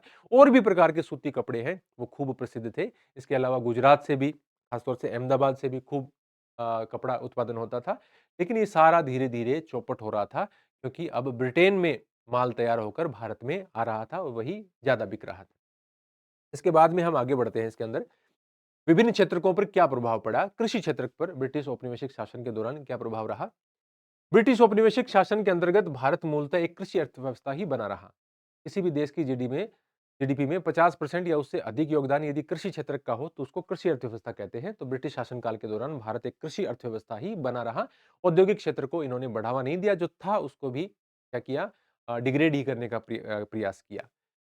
देश की लगभग 85% जनसंख्या जो गांव में बसी थी, तो ये उस काल की बात है। लगभग 85% लोग हैं वो गांव में थे, 15% शहरों में निवास करते थे। प्रत्यक्ष या परोक्ष रूप से कृषि के माध्यम से ही अपनी रोजी रोटी कमा रही थी। एक बड़ी जनसंख्या का व्यवसाय होने के बाद भी कृषि क्षेत्र में गतिहीन विकास की प्रक्रिया चलती रही। यानी इतनी बड़ी आबादी कृषि पर निर्भर है, लेकिन फिर भी कृषि क्षेत्र का विकास नहीं हो रहा था। यही नहीं, अनेक अवसरों पर उसमें अप्रत्याशित ह्रास या गिरावट भी अनुभव की गई। यानी वृद्धि तो छोड़ो, कई बार उसमें कमी भी हुई है, गिरावट भी हुई है उस क्षेत्र में। भले ही कृषि अधीन क्षेत्र के प्रसार के कारण कुल कृषि उत्पादन में वृद्धि हुई हो, किंतु कृषि उत्पादकता में कमी आती रही, कृषि का उत्पादन कम रहा। कृषि क्षेत्र की गतिहीनता का मुख्य कारण था औपनिवेशिक शासन द्वारा लागू की गई भू व्यवस्था प्रणालियां, तो भू राजस्व व्यवस्था जिसकी अभी हमने चर्चा की थी, आगे और चर्चा करेंगे। वो सबसे बड़ा रीजन था कृषि क्षेत्र का विकास नहीं होने का। आज के समस्त पूर्वी भारत में आज के समस्त पूर्वी भारत में जो उस समय बंगाल प्रेसिडेंसी कहा जाता था, बंगाल प्रांत कहा जाता था, लागू की गई जमींदारी व्यवस्था में, जो मैंने आपको सबसे पहले बताई, स्थायी इस्तेमारी या जमींदारी व्यवस्था में, तो कृषि कार्यों से होने वाले समस्त लाभ को जमींदार ही हड़प जाते थे। किसानों के पास कुछ नहीं बचता था। प्रौद्योगिकी के निम्न स्तर, सिंचाई सुविधाओं के अभाव और उर्वरकों के नगण्य प्रयोग भी कृषि उत्पादकता के स्तर को बहुत निम्न रखने के लिए उत्तरदायी थे। तो कृषि उत्पादकता का स्तर निम्न क्यों था? एक तो अंग्रेजों द्वारा लागू की गई भू राजस्व व्यवस्थाएं, दूसरा टेक्नोलॉजी का कोई इस्तेमाल नहीं है, पुराने ढर्रे से ही खेती हो रही है, पुराने ही जो तरीके से खेती हो रही है, जो नए औद्योगिक आपने औद्योगिक क्रांति में आप देखोगे कि कृषि क्षेत्र में भी नई-नई मशीन आई, उसका तो भारत में इस्तेमाल ही नहीं हो रहा है। इसके अलावा साथ सिंचाई के जो साधन हैं, उनका विकास नहीं हो रहा है, जिसके कारण कृषि क्षेत्र की उत्पादकता नहीं बढ़ रही है। इसके अलावा उर्वरक यानी खाद का भी कोई उपयोग नहीं हो रहा है, के कारण कृषि क्षेत्र ये सारे जो कारण हैं, वो कृषि उत्पादकता के निम्न स्तर के जिम्मेदार हैं। कुछ क्षेत्रों में कृषि के व्यवसायीकरण के कारण नकदी फसलों की उच्च उत्पादकता के प्रमाण भी मिलते हैं, किंतु उस उच्च उत्पादकता के लाभ भारतीय किसानों को नहीं मिल पाते थे। नकदी फसलों के रूप में जैसे गन्ने का, कपास का, नील की खेती, आपके पटसन जूट की खेती, इस प्रकार की जो नकदी फसलें हैं, जो व्यापारिक फसलों के रूप में भी जानी जाती हैं, उनको उनका उत उनसे लाभ तो बहुत होता था, लेकिन उसका लाभ है वो पूरी तरीके से भारतीय किसानों को नहीं मिलता था। जो अंग्रेज व्यापारी हैं, अंग्रेज सरकार है, उसी को उसका ज़्यादा लाभ मिलता था और तभी तो भारतीय किसान इस प्रकार की खेती से बचते भी थे और इसीलिए तो चंपारण में नील के किसानों से जबरदस्ती जो नील की खेती करवाई जा रही थी, उसको करने से इनकार भी कर दिया था कि हमारे पास थोप क्यों रहे हो? हम नील की खेती नहीं करना चाहते इतनी ज़मीन पे। तो फिर वो 1917 में जो चंपारण में आंदोलन हुआ, गांधी जी का पहला आंदोलन था भारत के अंदर। तो उस उच्च उत्पादकता का लाभ है वो भारतीय लोगों को नहीं मिलता था, भारतीय किसानों को। सिंचाई व्यवस्था में कुछ सुधार के बावजूद भारत बाढ़ नियंत्रण एवं भूमि की उपजाऊ शक्ति के मामले में पिछड़ा हुआ था, जबकि किसानों के एक छोटे से वर्ग ने अपने फसल पैटर्न को परिवर्तित कर खाद्यान्न फसलों की जगह वाणिज्यिक फसलें उगाना प्रारंभ किया, क्योंकि अंग्रेजों के आने से पहले ज्यादातर जो फसलों का उत्पादन होता था वो अनाज का उत्पादन होता था, खाद्यान्न फसलों का। लेकिन अब बहुत सी जगह व्यापारिक फसलों का उत्पादन भी होने लगा। काश्तकारों यानी किसान ही है, काश्तकारों के एक बड़े वर्ग तथा छोटे किसानों के पास कृषि क्षेत्र में निवेश करने के लिए न ही संसाधन थे, न तकनीक थी, न कोई प्रेरणा। यानी न तो उनको कोई प्रेरणा मिल रही थी, क्योंकि अलग-अलग भू राजस्व व्यवस्थाएं थी और बहुत अधिक भू राजस्व लिया जाता था, तो किसान जमीन में सुधार करने के भी इच्छुक नहीं थे कि ज्यादातर हिस्सा तो अंग्रेजों ने ही ले जाना है। इसके अलावा न नई टेक्नोलॉजी आ रही थी और न ही उनके पास पैसा था कि वो कृषि में निवेश करके अपनी जो उत्पादक क्षमता है उसको बढ़ा सके। ये कृषि क्षेत्र की बात होगी, उसके बाद में बात करते हैं हम औद्योगिक क्षेत्र की। कृषि की ही भांति औपनिवेशिक व्यवस्था के अंतर्गत भारत एक सुदृढ़ औद्योगिक आधार का विकास भी नहीं कर पाया। देश की विश्व प्रसिद्ध शिल्प कलाओं का पतन हो रहा था, किंतु उस प्रतिष्ठित परंपरा का स्थान ले सकने वाले किसी आधुनिक औद्योगिक आधार की रचना नहीं होने दी गई। यानी जो प्राचीन भारत की जो शिल्प कलाएं हैं, जो और भी भारत के कुटीर उद्योग थे, उनका तो पतन हो रहा था। लेकिन जो वर्तमान में पश्चिम के अंदर नई औद्योगिक प्रणाली, नई मशीनें जो आ रही थी, उसका जो है उसके आधार पर नए औद्योगिक जो संस्थान है, उनका विकास भारत में नहीं हो रहा था, क्योंकि अंग्रेज चाहते ही नहीं थे। भारत के इस विऔद्योगिकीकरण यानी औद्योगिकीकरण की जगह क्या हो रहा है? विऔद्योगिकीकरण हो रहा है। के पीछे विदेशी शासकों का दोहरा उद्देश्य था। एक तो वे भारत को इंग्लैंड में विकसित हो रहे आधुनिक उद्योगों के लिए कच्चे माल का निर्यातक बनाना चाहते थे। दूसरे, वे उन उद्योगों के उत्पादन के लिए भारत को ही एक विशाल बाजार भी बनाना चाहते थे। ये बात मैं आपको बता चुका हूं कि भारत से कच्चा माल लो, इंग्लैंड की फैक्ट्रियों में ले जाओ, वहां से माल तैयार करो और भारत के बाजार में बेच दो और बाकी दुनिया में बेच दो। तो दोहरी मार होगी, कच्चा माल भारत से ले लो और तैयार माल भारत में बेच दो, तो भारतीय उद्योगों का तो पतन होना ही है फिर। इस प्रकार उन उद्योगों के प्रसार के सहारे वे अपने देश यानी ब्रिटेन के लिए अधिकतम लाभ सुनिश्चित करना चाहते थे। ऐसे आर्थिक परिदृश्य में भारतीय शिल्प कलाओं के पतन से जहां एक और भारी स्तर पर बेरोजगारी फैल रही थी, लोगों के पास काम नहीं है, वहीं स्थानीय उत्पाद से वंचित भारतीय बाजारों में मांग का भी प्रसार हो रहा था। इस मांग को इंग्लैंड से सस्ते निर्मित उत्पादों के लाभपूर्ण आयात द्वारा पूरा किया गया। अब भारत के उद्योग धंधे चौपट हो रहे हैं, इंग्लैंड से माल तैयार करके और वो माल भारत में आ रहा है, तो देखो एक तो अत्याधुनिक मशीनों से तैयार हो रहा है, तो वो दिखने में भी थोड़ा सुंदर और सस्ता भी, क्योंकि आयात शुल्क अंग्रेजों ने बिल्कुल कम कर दिया या बाद में समाप्त कर दिया। बिल्कुल सस्ते पड़ रहे थे। अब आप सोच रहे हो कि ऐसे कैसे हो रहा था? अब नहीं हो रहा क्या ऐसा? भारत में आप चीज़ें बना रहे हैं, वो चीज़ें या चाइना चाइना में बना के समुद्र के रास्ते भेज के भारत आता है, उसमें कितने लोग बीच में पैसा रखते भी हैं। मतलब थोक व्यापारी के पास आएगा, खुदरा के पास आएगा, इस प्रकार से माल आता है और चाइना से आ रहा है, फिर भी वो सस्ता पड़ रहा है। तो मतलब वहाँ पे मैन्युफैक्चरिंग सस्ती है। तो इसी प्रकार से मैन्युफैक्चरिंग वहाँ पे सस्ती है ब्रिटेन में, तो वहाँ से माल तैयार करके भारत के अंदर ही खपा रहे हैं। इस मांग को इंग्लैंड से सस्ते निर्मित उत्पादों के लाभपूर्ण आयात द्वारा पूरा किया गया। हस्तशिल्प कारीगरों को मजबूरन खेती का रुख करना पड़ा। जो ऐसे कारीगर थे, जो कुटीर उद्योगों पे काम करते थे, वो उनके लिए लाभ का सौदा नहीं रहा, तो वो छोड़कर वो क्या करेंगे? खेती की ओर लौट गए, खेती किसानी करने लग गए। और सन 1892 से 1921 तक कृषि पर निर्भर रहने वाली जनसंख्या 61% से बढ़कर, ये सै है, स्वै की जगह 61% से आपके बढ़कर ये टाइपिंग मिस्टेक हो जाती है कोई, 61% से बढ़कर 73% हो गई। यानी कि कहें तो क्या होना चाहिए था कि औद्योगिक उत्पादन बढ़ता, खेती करने वाले लोग हैं वो धीरे-धीरे उद्योगों की तरफ आते, लेकिन यहाँ तो उल्टा हो गया। 61% जनसंख्या जो खेती कर रही थी, निर्भर थी, वो 73% हो गई बढ़कर। यद्यपि 19वीं शताब्दी के उत्तरार्ध में भारत में कुछ आधुनिक उद्योगों की स्थापना होने लगी थी, आपको उन उद्योगों के बारे में मैं बताऊँगा आगे, किंतु उनकी उन्नति बहुत धीमी ही रही। प्रारंभ में तो यह विकास केवल सूती वस्त्र और पटसन उद्योगों को आरंभ करने तक ही सीमित था।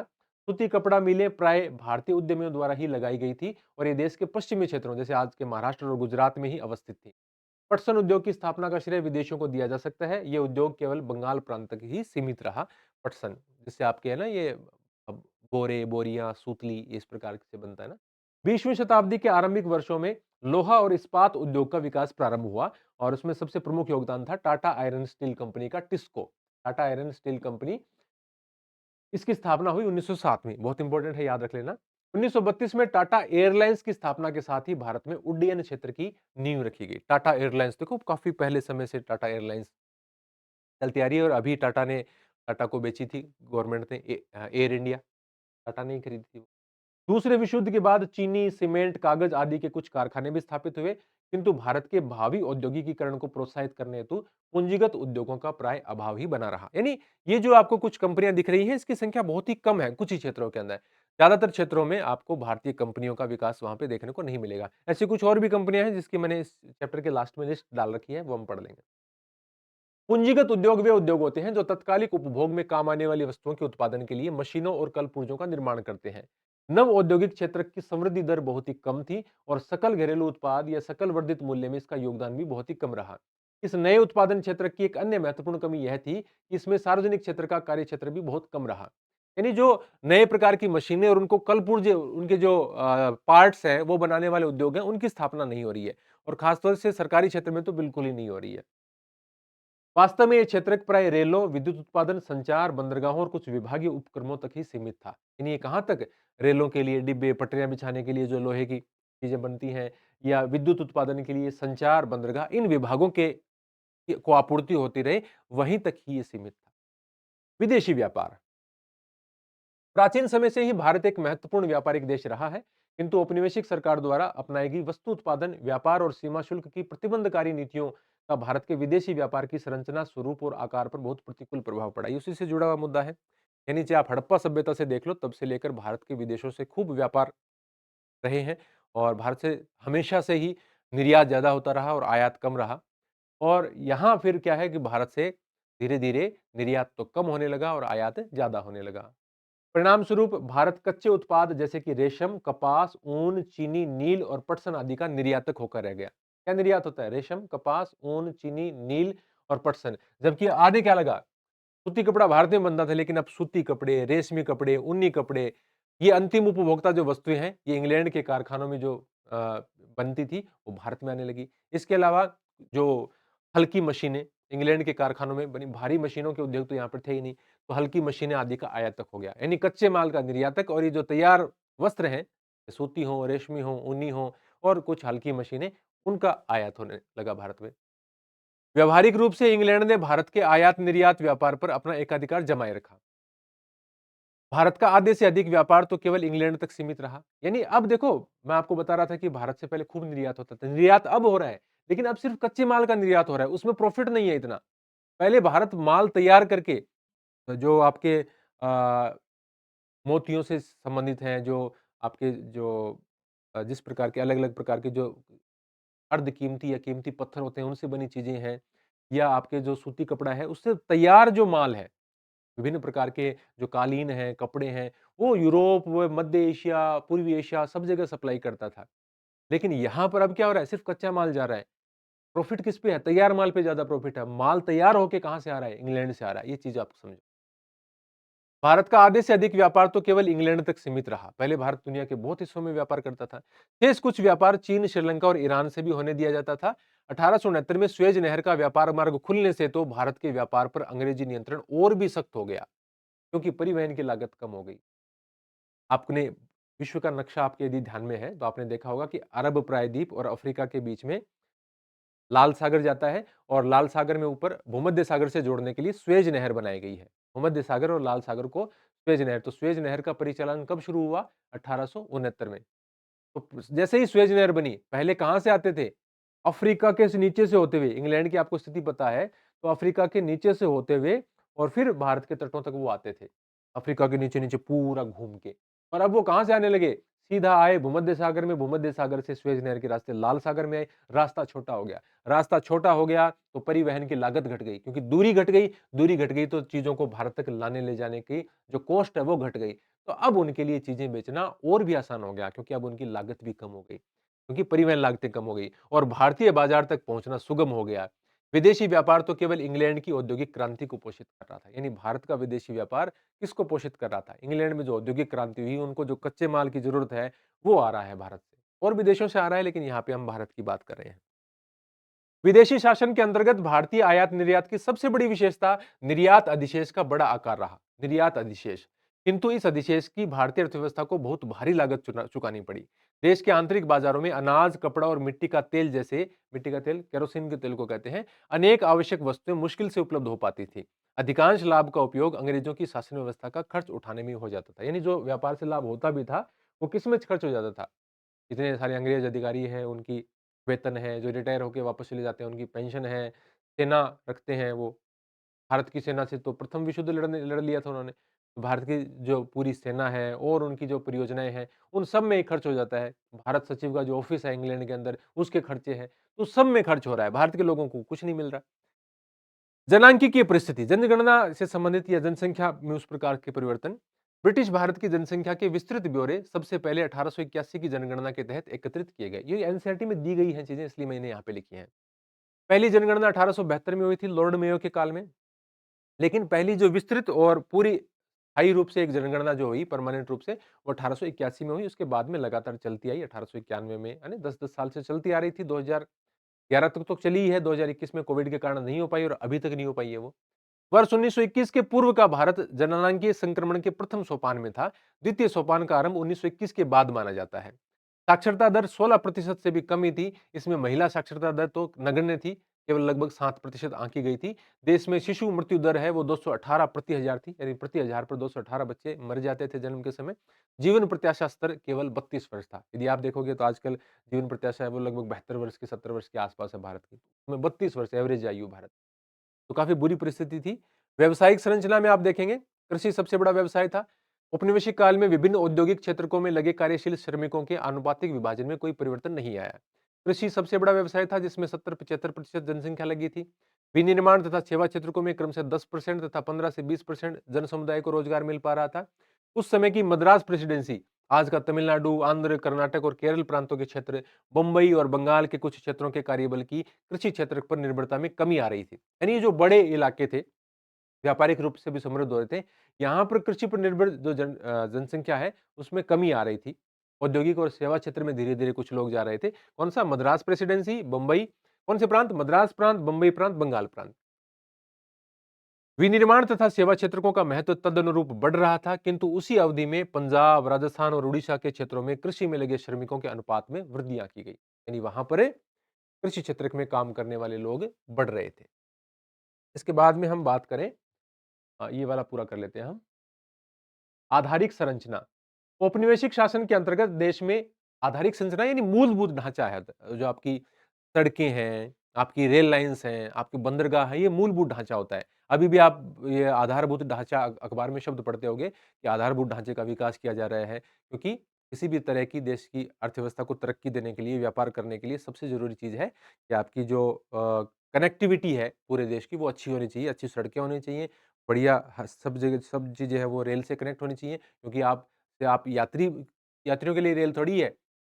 इतनी बड़ी स्तर पर देश में चीज़ें हैं वो एक स्थान से दूसरे स्थान तक मालगाड़ियों के द्वारा ले जाई जाती हैं। इसके अलावा अच्छे बंदरगाह होने चाहिए ज़्यादा से ज़्यादा, जिससे दूसरे देशों के साथ जो व्यापार है, वहाँ चीज़ें भेजी जा सकें, मँगवाई जा सकें।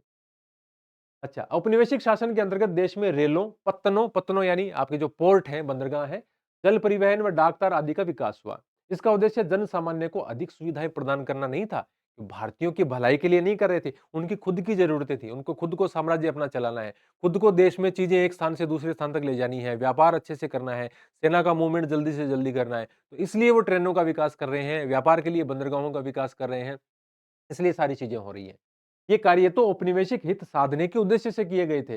अंग्रेजों ने 1853 में भारत में रेलों का आरंभ किया। आपको सबको पता है 1853 में बंबई से ठाणे के बीच में पहली रेल चली थी भारत में। रेलों ने भारत की अर्थव्यवस्था की संरचना को 2 महत्वपूर्ण तरीकों से प्रभावित किया। एक तो इससे लोगों को भू-क्षेत्रीय एवं सांस्कृतिक व्यवधानों को कम कर आसानी से लंबी यात्राएँ करने के अवसर प्राप्त हुए। तो दूसरी ओर भारतीय कृषि के व्यावसायीकरण को बढ़ावा मिला क्योंकि एक स्थान से दूसरे स्थान पर जो वस्तुएँ भेजना है, वो ज़्यादा आसान हो गया। तो यानी अलग-अलग इलाकों के लोग हैं भारत के, वो एक-दूसरे से कनेक्ट होना अब आसान हो गया। इसके अलावा कृषि के व्यवसायीकरण में भी इसमें सहायता मिली। किंतु इस व्यावसायीकरण का भारतीय ग्रामीण अर्थव्यवस्थाओं की आत्मनिर्भरता के स्वरूप पर विपरीत प्रभाव पड़ा। भारत के निर्यात में निस्संदेह विस्तार हुआ, परंतु इसका लाभ भारतवासियों को न के बराबर हुआ। 17वीं शताब्दी में भारत आए फ्रांसीसी यात्री बर्नियर ने फ्रांसवा बर्नियर फ्रांस का एक यात्री था, जो कि शाहजहाँ का चिकित्सक भी रहा था। शाहजहाँ ने उसको दारा शिकोह का चिकित्सक नियुक्त किया था। हाँ। तो फ्रांसीसी यात्री बर्नियर ने तत्कालीन बंगाल का इस प्रकार वर्णन किया है। अपने 2 बार के भ्रमण के दौरान बंगाल के विषय में संग्रहित जानकारी के आधार पर मैं कह सकता हूँ कि यह क्षेत्र मिस्र देश से कहीं अधिक समृद्ध है। किसके लिए कह रहा है वो? भारत। कब? जब अंग्रेजों का शासन नहीं मुगल काल था तब, शाहजहाँ के शासन के बाद। यहाँ से सूती, रेशमी वस्त्र, चावल, शक्कर और मक्खन का प्रचुर मात्रा में निर्यात होता है। राजमहल से लेकर राजमहल की पहाड़ियाँ झारखंड में है, राजमहल से लेकर समुद्र तक अतीत में परिवहन तथा सिंचाई के लिए गंगा नदी से बहुत यत्न और श्रम पूर्वक काटकर बनाई गई नहरों का जाल सा बिछा हुआ है। वो कह रहा है कि यहाँ पर नहरें भी हैं, यानी खेती भी अच्छे तरीके से हो रही है, व्यापार भी खूब हो रहा है, निर्यात भी काफ़ी हो रहा है। यानी वो धन-धान्यपूर्ण भारत को बताता है, समृद्ध बताता है भारत के इलाके को। लेकिन औपनिवेशिक काल जब आया तो सतत शोषण का एक काल शुरू हो गया। भारत का आर्थिक शोषण जितना अधिक ब्रिटिश शासन काल में हुआ, उतना मध्य काल में नहीं हुआ। आर्थिक दृष्टि से दोनों शासन कालों में कुछ भिन्नताएँ थी। यानी मुगल वो आए, वो भी बाबर भी विदेशी था। उससे पहले जो सल्तनत काल के दौरान गुलाम खिलजी, तुगलक, सैयद लोदी आए, वो भी विदेशी थे। लेकिन बाद में उनके जो संतानें हुई और हुई, वो तो भारतीय ही हो गए। यानी वो धन भारत से बाहर नहीं ले जा रहे थे। एक चीज़ को आप समझो कि बाबर भारत से आया, आक्रमणकारी था, भारत पर आक्रमण करके नियंत्रण स्थापित किया। लड़ाइयाँ हुई, उसने अपना साम्राज्य स्थापित किया। उसके बाद में उसका हुमायूँ हो गया। फिर उसके बाद में हुमायूँ के बाद में अकबर हो गया, जहांगीर हो गया, शाहजहाँ हो गया, औरंगज़ेब हो गया और उसके बाद के काल के उत्तरवर्ती जो मुगल बादशाह हैं। लेकिन वो रह कहाँ रहे हैं भारत में? अब वो मूल रूप से उज़्बेकिस्तान के थे, तो वो धन वापस उज़्बेकिस्तान तो नहीं भेज रहे, कमा रहे हैं, चलो धन को मतलब अपव्यय भी कर रहे हैं, लेकिन वो खर्च कहाँ पे हो रहा है? भारत में हो रहा है। जबकि अंग्रेज़ जो पैसा कमा रहे हैं, वो जा कहाँ रहा है? उसका एक बड़ा हिस्सा वापस ब्रिटेन जा रहा है। ये मुख्य रूप से मोटी समस्या है। इसके कारण गरीबी बढ़ी है और इसके कारण मध्यकाल में विदेशी शासकों के आने के बाद भी भारत में गरीबी नहीं आई। जबकि अंग्रेज़ों के काल में भारत गरीब हो गया। तभी तो कहा जाता है कि सोने की चिड़िया था और किस कंगाल बना के छोड़ दिया। यहाँ हम कुछ चीज़ें पढ़ रहे थे। अधिकांश मध्यकालीन शासकों का जन्म भारत में हुआ और वे यहाँ के निवासी थे, लेकिन ब्रिटिश शासक विदेशी थे और विदेशी ही बने रहे। मध्यकालीन शासकों द्वारा अर्जित धन देश में ही निवेश किया गया, लेकिन अंग्रेजों ने अपने अर्जित धन को अपने देश इंग्लैंड में निवेश किया। आरसी दत्त ने रमेश चंद्र दत्त ने अपनी पुस्तक भारत का आर्थिक इतिहास, ये आपको याद रखनी है किताब, में धन निकास के बारे में उल्लेख किया है कि राजा द्वारा अपनी जनता से अधिक कर ग्रहण करना सूरज द्वारा पृथ्वी से उस पानी प्राप्त करने के समान है जो वर्षा के रूप में पुनः भूमि को देता है। परंतु यहाँ तो सूरज पानी भारत से ग्रहण करता है तथा वर्षा केवल इंग्लैंड में करता है। क्या कह रहे हैं वो अपनी किताब के अंदर कि राजा द्वारा अपनी जनता से अधिक टैक्स यदि लिया भी जाता है, तो वो जो वर्षा के रूप में बादलों के रूप में जो इकट्ठा हो रहा है जल, वो वापस इसी ज़मीन पे आएगा किसी न किसी रूप में। लेकिन यहाँ तो क्या कर रहे हैं, जो अंग्रेज़ हैं, वो क्या कर रहे हैं, यहाँ तो पानी तो भारत से ग्रहण कर रहे हैं और बारिश जाके कहाँ पे कर रहे हैं, इंग्लैंड में कर रहे हैं। ऐसा ही एक कथन जॉन सुलीवन का है, उसमें 11वीं वाली किताब में दे रखा है जॉन सुलीवन का कथन कि हमारी जो व्यवस्था है, वो ऐसे स्पंज के रूप में काम करती है कि जो गंगा के किनारे से इकट्ठा करती है अच्छी वस्तुएँ और टेम्स में नदी में जाके निचोड़ देती है। टेम्स नदी जिसके किनारे लंदन बसा हुआ है। एक उपमा हो गई कि यहाँ से अच्छी चीज़ें हम कहाँ ले जा रहे हैं? ब्रिटेन में ले जा रहे हैं। शायद मैंने ये कथन वहाँ पे लिखा भी होगा कहीं।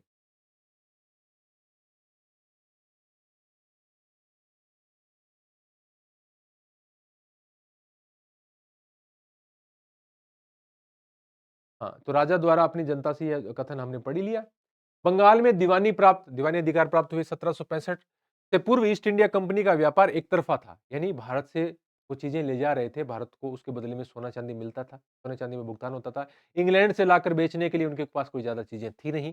तो एक तरफ़ा व्यापार था, भारत को उससे लाभ हो रहा था। भारत को बेचने के लिए इंग्लैंड के पास कुछ नहीं था, जबकि भारतीय वस्तुओं की उन्हें उसे आवश्यकता थी, जिसका व्यापार कंपनी के लिए बहुत लाभदायक था। कंपनी को लाभ होता था यहाँ से चीज़ें बेचने में, लेकिन उसके बदले में यूरोप से बहुत सारी सोना-चांदी भारत में आ रही थी। इंग्लैंड का ऊनी उद्योग काफ़ी विकसित था, परंतु भारत में ऊनी कपड़े की माँग नहीं थी, क्योंकि भारत में ऊनी कपड़े की माँग यहीं से पूरी हो जाती थी। और आप प्रायद्वीपीय भारत नीचे का जो भारत देखोगे आप, जिसके तीनों ओर समुद्र है आपके, उस इलाके में सर्दी इतनी पड़ती भी नहीं है, तो भारत में कोई भारत कोई ठंडा देश थोड़ी है, कोई बहुत अधिक ऊनी कपड़ों की माँग थी भी नहीं। उत्तर भारत में सर्दी पड़ती है, तो वहाँ पे इतना तो भारत में ऊनी वस्त्र हो ही जाते हैं। इसलिए भारतीय वस्तुओं की आपूर्ति करने के लिए कंपनी को इंग्लैंड से सोना-चांदी जैसी बहुमूल्य वस्तुएँ भारत लानी पड़ती थी, जब तक उनका नियंत्रण स्थापित नहीं हुआ था बंगाल पर। पहले इन धातुओं का इंग्लैंड के कुल निर्यात में बहुत अधिक हिस्सा था, परंतु सन 1757 ईस्वी के बाद ये तेजी से घटने लगा, क्योंकि कंपनी का बंगाल के राजस्व पर नियंत्रण हो गया। यानी अब वो भुगतान यहाँ से जो पैसा कमा रहे हैं, उसी से भुगतान कर सकते हैं। उनको इंग्लैंड से सोना-चांदी के सिक्कों के रूप में भुगतान करने की आवश्यकता नहीं है। तो ये इसका एक पार्ट हो गया। मेरे ख्याल से वीडियो में काफ़ी समय हो गया है। बहुत लंबी क्लास नहीं करते हैं। धन का निकास और जो अलग जो भू राजस्व व्यवस्थाएँ हैं और सारी चीज़ें हैं, वो हम अगले पार्ट में कवर कर लेंगे। अगले पार्ट में ज़्यादा ज़ोर भी नहीं आएगा, क्योंकि सारी चीज़ें हमने बेसिक इसका कवर कर रखा है। यहाँ सिर्फ़ हमें धन का निकास और वो आगे की चीज़ें सिर्फ़ डायरेक्ट पढ़नी है और आप समझ जाएँगे। तो देखो, अब ये इतने बड़े-बड़े चैप्टर, परीक्षा में समय बचे हैं 2 महीने और मैं आपको हर चीज़ बोर्ड पे लिखाने लग जाऊँगा, तो मैं कह रहा हूँ कि कम से कम 50 क्लास बनेंगी, 60 भी बन सकती हैं। तो उसका कोई संभव नहीं है, न मेरे से इतनी क्लास में ले पाऊँगा, इतना समय ही नहीं मिलता। तो आप मेरे को ये बताओ कि ये तरीका ठीक है क्या? इस तरीके से आपको चीज़ें समझ आ रही हैं, तो मैं इसको कंटिन्यू रखता जाऊँगा और लगभग 20-25 क्लास के अंदर, 22-23 क्लास के अंदर इसको मैं निपटा दूँगा। अधिकतम 25 क्लास आप मान सकते हो। और क्योंकि कुछ टॉपिक ऐसे और भी हैं जो थोड़े-से कठिन भी हैं, समझाने में अच्छे से पड़ेंगे, लेकिन इसमें से समझ आ जाएगा। मुझे नहीं लगता कि इतने बड़े बच्चों को हर चीज़ मैं लिख के सिखाऊँ और आप पीछे-पीछे बैठे लिख रहे हैं। इससे अच्छा तो लगता क्या है, ₹140 की तो किताब है पूरी। उसमें भी कई स्थानों पर तो छूट मिल जाती है, फिक्स प्राइस की है, लेकिन कुछ स्थानों पर 120-30 में मिल जाती है, कहीं 140। तो आप सारी चीज़ें लिखने बैठोगे, यहाँ से वहाँ लिखते जाओगे, तो परीक्षा तो सर पे है। यदि आपको लगता है कि चीज़ ज़रूरी है, तो किताब ले आओ। और यदि आपको लगता है कि चीज़ ज़रूरी नहीं है, हमारे पास पहले से किताब है, वही बहुत बढ़िया है, तो आप उसको पढ़ते रहो। है ना? दोहरी बहुत सारी चीज़ें आपको नहीं करनी चाहिए, क्योंकि समय कम है, आपको सिर्फ़ अर्थशास्त्र ही नहीं पढ़ना है, आपको बहुत कुछ पढ़ना है। एसएसटी के भी 3 पार्ट और हैं, आपकी शिक्षण विद्या में चौथा पार्ट एक और आ जाता है और इसके अलावा आपके जो जीके का कितना बड़ा पोर्शन है, वो भी है। तो आप संतुलित रूप से एक खाका अपने दिमाग में तैयार करो कि इतने दिनों में हमें क्या-क्या चीज़ें कितनी-कितनी बार पढ़नी है, उसके अकॉर्डिंग चलो। मैं ये जल्दी-जल्दी निपटाऊँगा, मैं आपको बता रहा हूँ। मुझे पता है विद्यार्थियों ने बहुत सारी चीज़ें पढ़ रखी हैं। मैं यहाँ छोटे बच्चों की तरह नहीं समझाऊँगा आपको। आपको बेसिक एक स्ट्रक्चर बताऊँगा हर टॉपिक का, उसके बाद में किताब से उसकी रीडिंग लगवाऊँगा, ताकि आपको अच्छे से तैयार हो जाए। मेरा तरीका यही है, आपको ये तरीका पसंद नहीं आता है, तो आपको दूसरे टीचर का चुनाव कर लेना चाहिए। धन्यवाद।